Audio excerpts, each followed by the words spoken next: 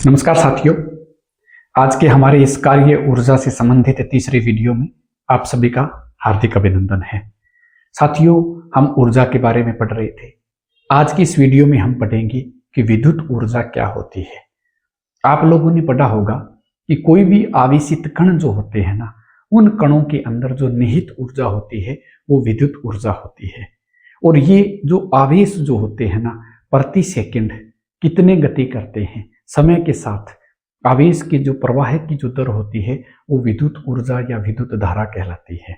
हमारे पास जो विद्युत ऊर्जा से संबंधित टॉपिक है, इसमें हम व्यापक रूप में अगर इसकी परिभाषा देनी चाहें तो हमारे लिए ये होगी कि आवेशित कणों के अंदर जो उसके अंदर निहित ऊर्जा होती है, उस ऊर्जा को हम क्या कहते हैं?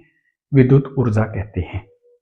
ये जो आवेशित कण जो होते हैं ना, ये कण जहां पर भी रखे जाते हैं उनके चारों ओर एक ऐसा फील्ड बनता है जहां पर उस कण के प्रभाव को अनुभव किया जाता है। जैसे एग्जाम्पल के तौर पर आप देखिए कि कहीं कोई बल्ब जल रहा है, तो उस बल्ब का जो प्रकाश है एक निश्चित क्षेत्र में फैलेगा कि नहीं फैलेगा? उसके चारों ओर एक प्रकाश का क्षेत्र बन जाएगा जिसे हम प्रकाशिक क्षेत्र कहेंगे।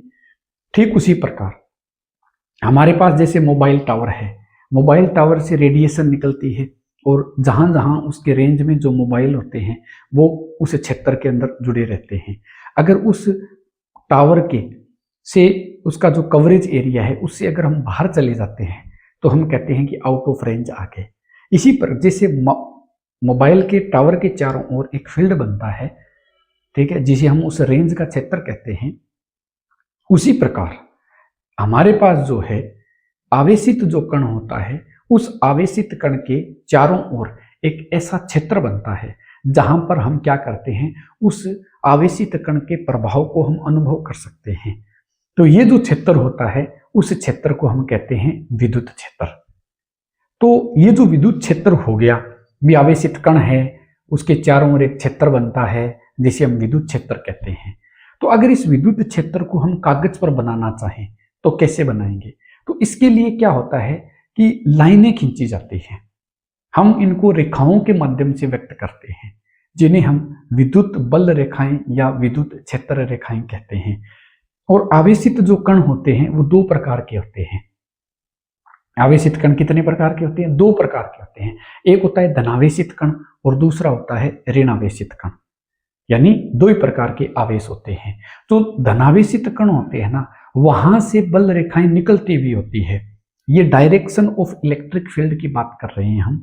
जहां से बल रेखाएं निकलेगी वो विद्युत क्षेत्र की दिशा होगी।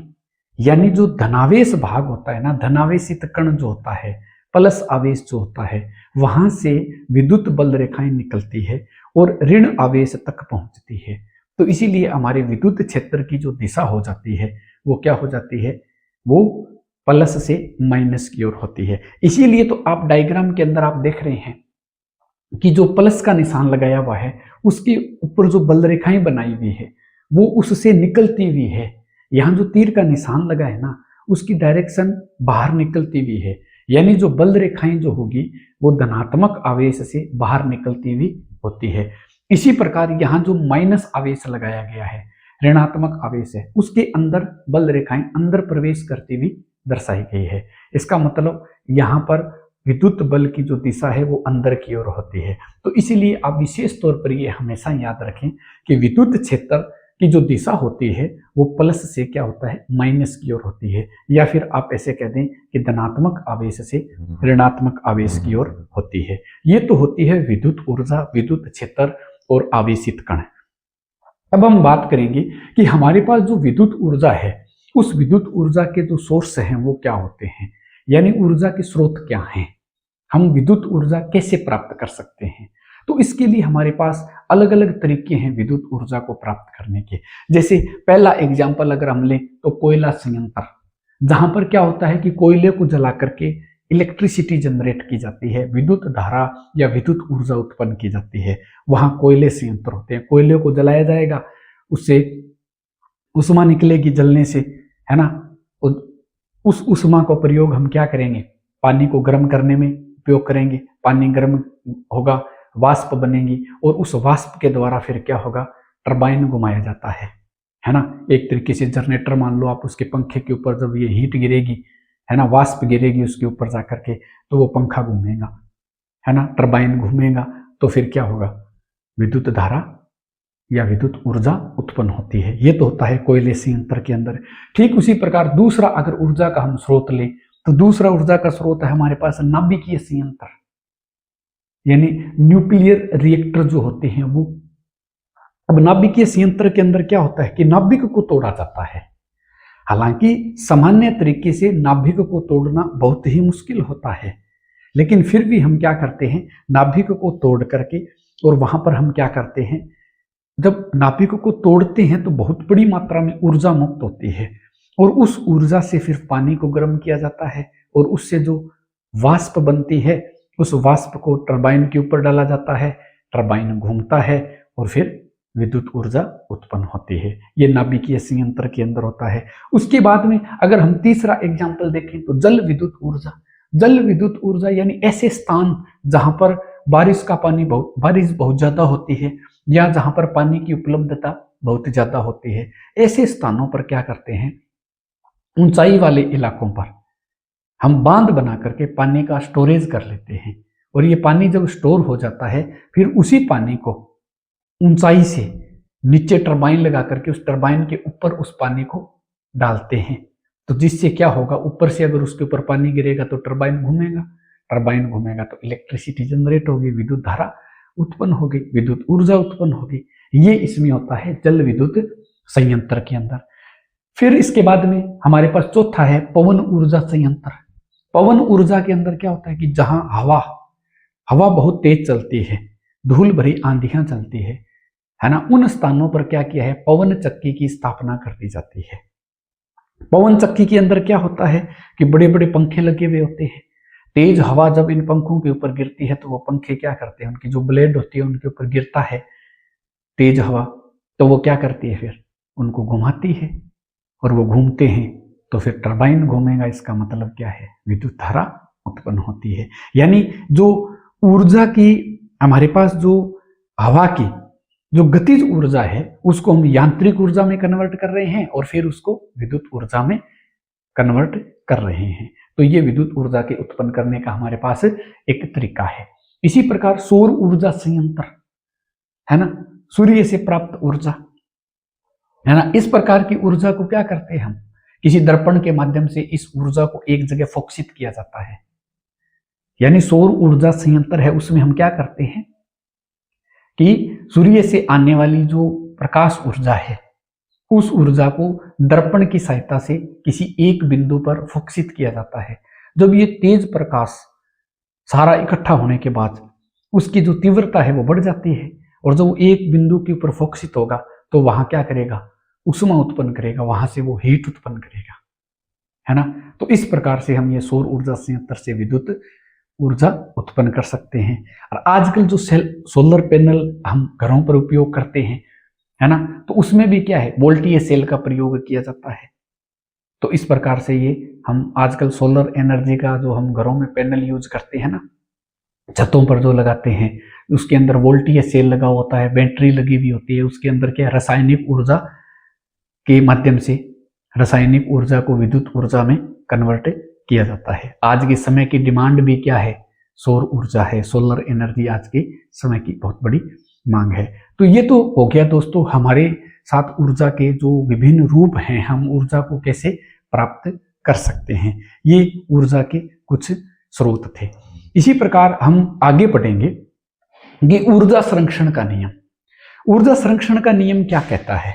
ऊर्जा संरक्षण का नियम ये कहता है कि इस ब्रह्मांड की जो ऊर्जा है वो नियत है। नियत का मतलब होती है कि कांस्टेंट रहती है। हम ऊर्जा को एक रूप से दूसरे रूप में परिवर्तित कर सकते हैं। हम ऊर्जा को ना तो उत्पन्न कर सकते हैं और ऊर्जा को ना ही हम नष्ट कर सकते हैं। ऊर्जा को एक फॉर्म से दूसरे फॉर्म में कन्वर्ट किया जा सकता है। यह नियम कहलाता है ऊर्जा संरक्षण का नियम। उसके बाद में पढ़ेंगे ऊर्जा का क्षय। ऊर्जा का क्षय का मतलब है कि ऊर्जा की हानि कैसे होती है ना। जैसे हम मान करके चलो कोई पंखा हम चला रहे हैं घरों में, या कोई हम मशीन अगर हम चलाते हैं, कुछ देर बाद आप उस पंखे को या मशीन को हाथ लगा करके देखेंगे तो वो गर्म हो जाता है। तो यानी जितनी एनर्जी हमने उसको दी है ना, उस एनर्जी का कुछ भाग कहाँ चला गया, उष्मा के रूप में, हीट के रूप में इस वायुमंडल के अंदर चला जाता है। जितनी ऊर्जा हमने दी है ना, उतनी ऊर्जा उस कार्य में कन्वर्ट नहीं हुई, तो ऊर्जा का क्या हुआ, लॉस हो गया। इसी प्रकार बल्ब जल रहा है, तो बल्ब के अंदर जो ऊर्जा है, कुछ देर बाद बल्ब जलता रहेगा, बाद में आप उस बल्ब पर हाथ लगा करके देखना, आपको वो बल्ब जो है वो गर्म लगेगा। वो भी वहां पर भी क्या है, ऊर्जा की हानि हुई है। ये प्रकाश ऊर्जा के रूप में भी हानि होती है। यानी ऊर्जा का हम जो एक तरीके से लॉस कैसे करते हैं, जितनी एनर्जी हम दे रहे हैं उतना वर्क नहीं हो पा रहा, तो उसे हम ऊर्जा की हानि कहते हैं। तो उष्मा के रूप में भी ऊर्जा की हानि होती है, प्रकाश ऊर्जा के रूप में भी ऊर्जा की हानि होती है। तो ऊर्जा के क्षय को रोकें कैसे, ऊर्जा के लॉस को हम कैसे कम कर सकते हैं। तो आजकल आप लोग जैसे मार्केट के अंदर कोई भी इलेक्ट्रॉनिक डिवाइस लेने जाते हैं, चाहे आप वॉशिंग मशीन लेने के लिए जाते हैं, चाहे आप रेफ्रिजरेटर लेने के लिए जाते हैं, कोई भी इलेक्ट्रॉनिक इंस्ट्रूमेंट अगर आप खरीदना चाहते हो, तो आजकल कंपनियों ने क्या किया है कि उसके ऊपर स्टार रेटिंग लगाई हुई है ना। जिसकी जितनी ज्यादा रेटिंग है वो उतना ही ज्यादा ऊर्जा को बचाने वाला है। यानी उसके अंदर जो मटेरियल लगा हुआ है, रॉ मटेरियल उसके अंदर जो लगा है वो उच्च क्वालिटी का लगा हुआ है,